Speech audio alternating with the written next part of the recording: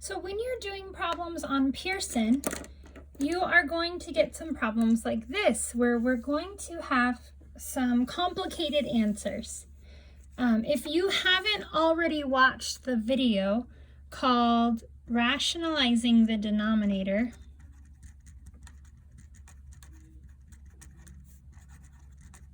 you need to go back there, unless you already know how to do it, because that skill is going to be super important in this video. So we want to solve for x squared. And so we are going to add 7 to both sides. Oh, sorry. And we get 38 plus 7 on the right, which is 45. These 7's cancel, and we're left with 2x squared equals 45. So now we need to get our 2 away from our x squared. So we divide both sides by 2.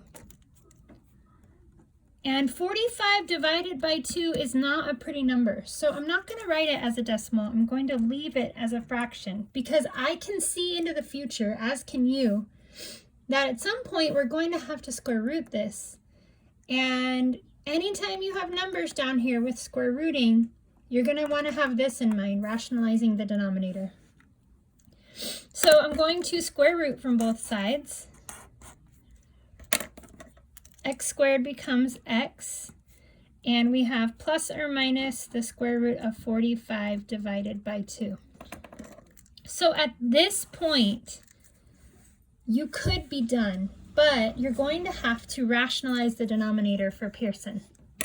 So I'm going to do that by writing the square root as the bottom, square root of 45 on the top, and square root of 2 on the bottom.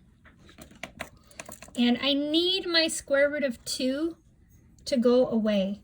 So I'm going to multiply it by itself. And I need that 1 right here. So whatever I do on the bottom, I have to do on the top. The square root of 2 times the square root of 2 is just 2. And then we have the square root of 45 times the square root of 2. Now to simplify the top of our fraction, we have 45, which is 9 times 5, and then 2.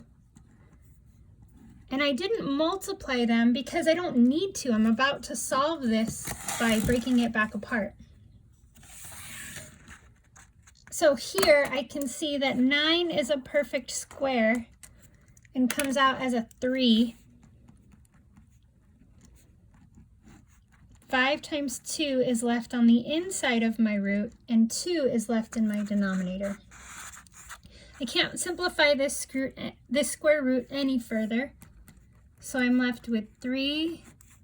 5 times 2 is 10, and 2 is my denominator. So x has two values, positive 3 square root of 10 over 2, and negative 3 square root of 10 over 2.